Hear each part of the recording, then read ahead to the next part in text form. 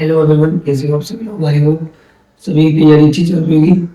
आज की क्लास में अपन बात करने जा रहे हैं, चैप्टर का नाम क्या है? बहुपद। चैप्टर का नाम है आपका बहुपद और काफी प्यारा सा चैप्टर है। 2 से 3 स्टेप में इस चैप्टर पूरा होता है। ठीक है, तो अपन जो बात करेंगे आज की क्लास में वो बात करेंगे बहुपद। उसके बाद में बहुपद की घात। दूसरा आपके पास है बहुपद की घात।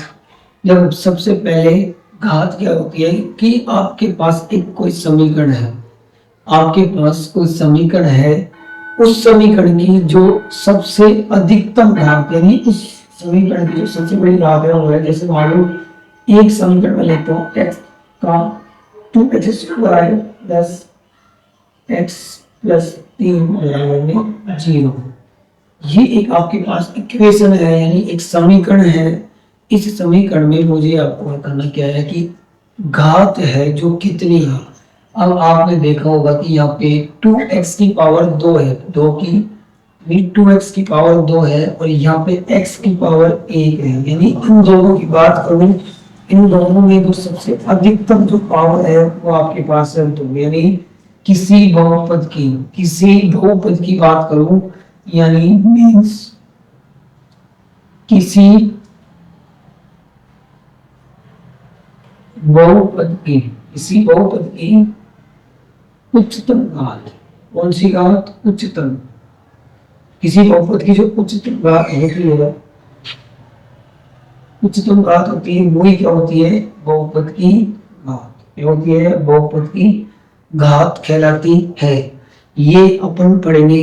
अब हमारे पास जो क्वेश्चंस आते हैं वो सबसे पहले अपन प्रश्नावली पे चलते हैं। सबसे पहले हम इसका जो व्यापक रूप होता है बहुपद का, वो आप लोगों को पता होना चाहिए। क्या होता है? ax² plus bx plus c बराबर 0। ax² plus bx plus c बराबर 0। जहां पे जहां पर a is not equal to 0, यानी जहां पे a बराबर क्या नहीं होना चाहिए? 0 नहीं होना चाहिए। क्यों? क्योंकि यदि मैं इस समीकरण में a बराबर 0 रखता हूं, यदि मैं a बराबर 0 रखता हूं, रखने पर तो ये जो आपका समीकरण है, द्विघात समीकरण है, वह एक रैखिक समीकरण में बदल जाएगा। कौन से समीकरण में बदल जाएगा? रैखिक समीकरण में। इसलिए a कभी भी 0 नहीं होना चाहिए। आगे बात समझ में आगे चलो। उसके बाद में इसका व्यापक रूप आप लोगों ने देख लिया कि ax² plus bx plus c बराबर 0। जहां ए, बी और सी, ये जो तीनों है, ये सब क्या होते हैं? आपके पास वास्तविक संख्या। क्या होते हैं? ये सब वास्तविक संख्या होते हैं। और आप लोगों को पता होना चाहिए कि वास्तविक संख्याएं क्या होती हैं? गणित की संक्रिया, यानी गणित के जो अंक होते हैं आपके, जैसे 1 2 3 2 2 ऐसे करके अनंत तक, ये सब क्या होती है आपके पास? ये सब आपके पास एक वास्तविक संख्या होती है। क्या इतना क्लियर है? आगे चलें। एक बार इसको देखेंगे, उसके बाद अपन प्रश्नावली पे चलेंगे। प्रश्नावली पे सीधे चलेंगे, प्रश्नावली में देखते हैं कि सवाल क्या बोलता है। ठीक है, चले आगे। तो आइए देखो।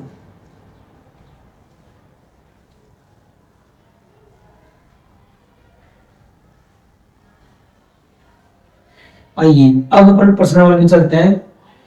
प्रश्नावली का प्रश्न नंबर पहला, प्रश्न नंबर पहला और आपको बोल रहा है कि बहुपद के बहुपद के शून्यांक की घात, बहुपद के शून्यांक की घात कीजिए।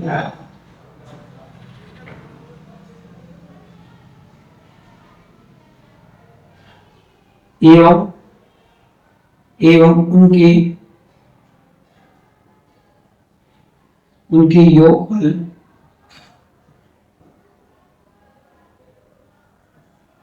उनके योगफल एवं गुणनफल गुणनफल के मध्य सत्यता की जांच, इसकी जांच करनी है सत्यता।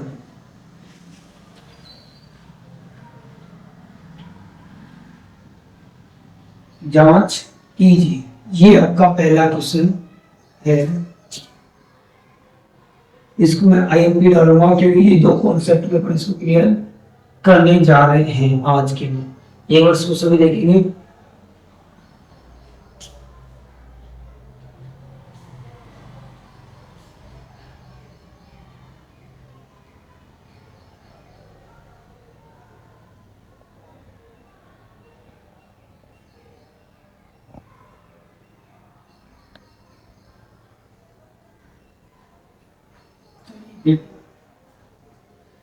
पहला सवाल है तो आपके पास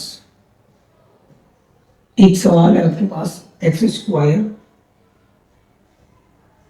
माइनस एक्स माइनस के 8 बराबर में 0। ये एक सवाल है आपके पास, एक इक्वेशन यानी एक सवाल दिया है।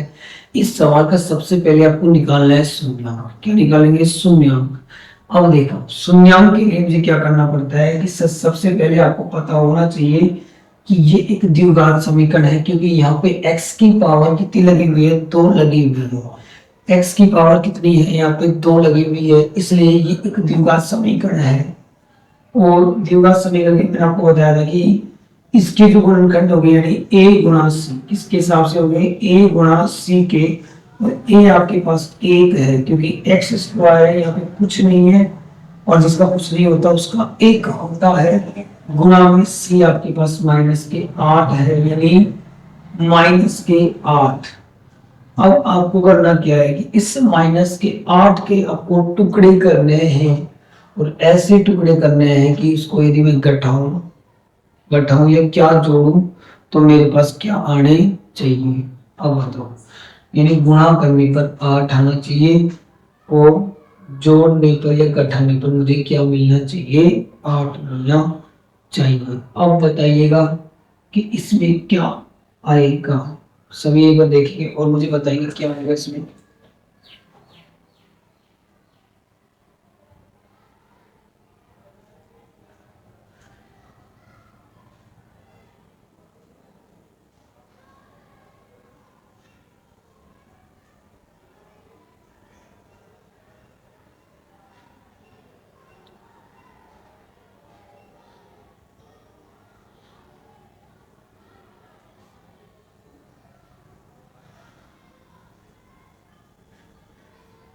देखो सबसे पहले तुमको यहाँ पे लिखना क्या है? इसको ये क्या लगेगा? माइनस के 2x, माइनस के 2x। आइए टुकड़े किए मैंने इसके, तो मेरे पास टुकड़े में आए 4 और 2, यानी मैं इस 4 को 2 से गुणा करता हूँ तो मुझे 8 प्राप्त होता है, बट मुझे चाहिए था माइनस का 2, यानी माइनस के 4 और प्लस का 2 ये लेने पर मुझे क्या प्राप्त होगा? माइनस के 2। तो आइए सवाल को करते हैं।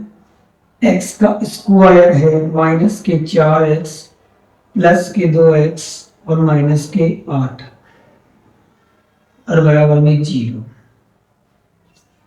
बिल्कुल सिंपल साधारण तरीके से मैंने इसकी गुणनखंड किए हैं। अब मुझे करना क्या है कि इन दोनों को एक एक सेट तैयार करना है। एक जोड़ा ये बना दिया, एक ये बना दिया। अब मुझे बताओ इन दोनों में से एक ऐसी संख्या बतानी है जो दोनों में कॉमन आ रही है। यहाँ पे मैंने देखा कि यहाँ पे जो x है वो x की पावर 2 है, x की पावर 2 है, और यहाँ पे x की पावर 1 है, यानी इसके पास एक x है तो इसके पास x कितने हैं? 2 है। इसके पास 4 नहीं है बट इसके पास 4 नहीं है, इसलिए दोनों असमान है। इसलिए मुझे क्या करना पड़ेगा कि इस 2x में से एक x मुझे क्या करना पड़ेगा? बाहर निकालना पड़ेगा।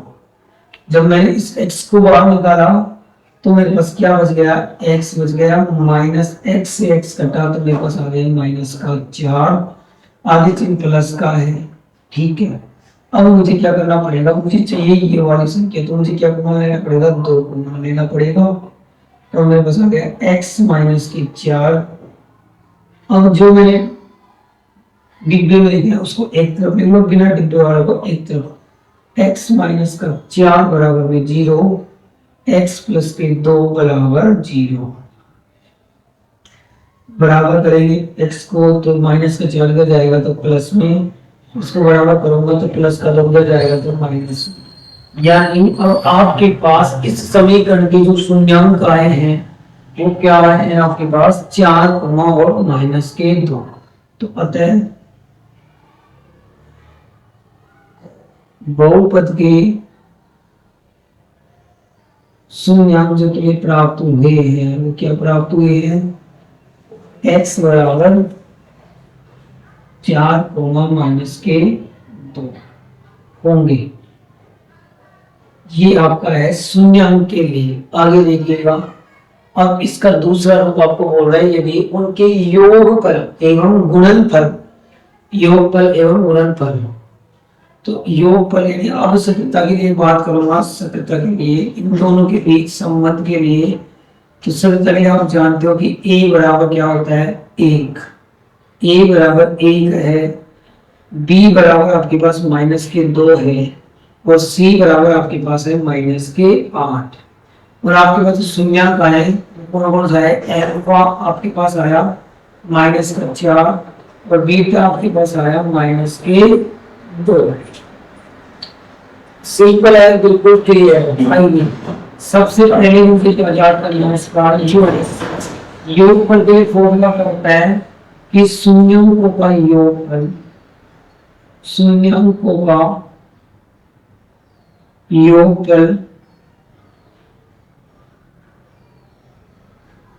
होता है आपके पास क्या कि अल्फा प्लस बीटा बराबर माइनस के बी बटा ए। क्या होता है अल्फा प्लस बीटा बराबर माइनस के बी बटा ए, यानी अल्फा आपके पास 4 है और प्लस बीटा का मान माइनस के 2 है बराबर माइनस बी, यानी माइनस बी आपके पास क्या हो गया माइनस के 2। तो ये एक माइनस यहाँ पे है और बी का मान माइनस का 2 है बटे में ए का मान आपके पास 1 है। इतना क्लियर है। 4 प्लस और माइनस माइनस के 2 माइनस माइनस प्लस यानी 2 बटा 1, 4 में से 2 गए तो 2 और 1 का भाग 2 में दूंगा तो क्या आएगा मेरे पास 2। बताओ क्लियर है। इसका दूसरा देखो यहाँ पे कर देता हूँ इसको कि दूसरा फॉर्मूला क्या बोलते हैं आपके पास कि गुणनफल यानी गुणा, तो शून्यांकों का गुणनफल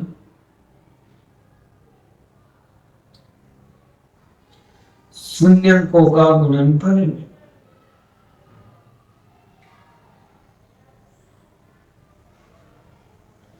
क्या होता है अल्फा डॉट बीटा बराबर सी बटे ए।